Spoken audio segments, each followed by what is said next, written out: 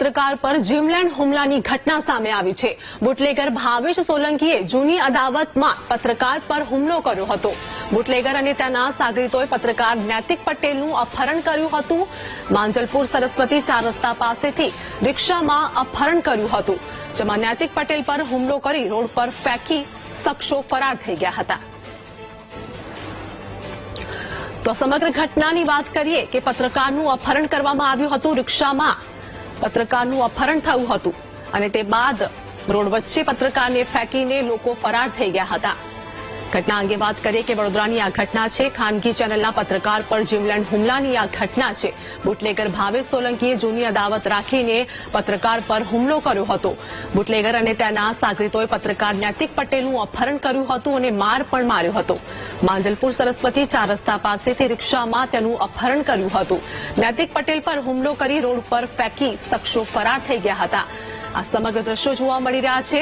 પત્રકાર પર ગંભીર રીતે હુમલો કરવામાં આવ્યો હતો। મારામારીના દ્રશ્યો છે। રિક્ષામાં પત્રકારનું અપહરણ કરવામાં આવ્યું હતું। સંવાદદાતા મનુ અમારી સાથે જોડાઈ ગયા છે। વડોદરામાં ખાનગી ચેનલના પત્રકાર પર જીમલેન્ડ હુમલો, તેનું અપહરણ, શું વધુ અપડેટ? આજે વડોદરામાં ખાનગી લોકલ ચેનલના પત્રકાર પર જાનલેવા હુમલો થયો। બુટલેગર ભાવેશ સોલંકી દ્વારા જૂની અદાવતમાં હુમલો કર્યો। પોલીસ કંટ્રોલ રૂમમાં તું વર્દી આપી દે છે અને દારૂનો જે હું ધંધો કરું છું એમાં તું પોલીસને જાણ કરી દે છે તેવી વેર રાખી અને હુમલો કરવામાં આવ્યો।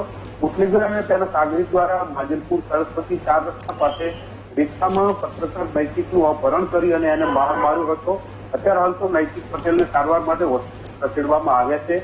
અગાઉ પણ નૈતિક પટેલ પર હુમલો કર્યો હતો, પણ બહાર આવ્યા હતા। તેના વિરુદ્ધમાં કોઈ કાર્યવાહી ન થઈ અને એના કારણે પરિવાર એને હુમલો કર્યો છે। હુમલો છે, પરંતુ પોલીસ શું કોઈની રાહ જોઈ રહી છે, ઊંચી ઘટનાની રાહ જોઈ રહી છે તેવું આ પરિવાર પહેલા હુમલા ઉપરથી લાગી રહ્યું છે। અત્યારે હાલ તો પોલીસે ગુનો દાખલ કર્યો છે, પરંતુ જે નૈતિક પટેલ છે એને સારવાર માટે હોસ્પિટલ ખસેડવામાં આવે છે।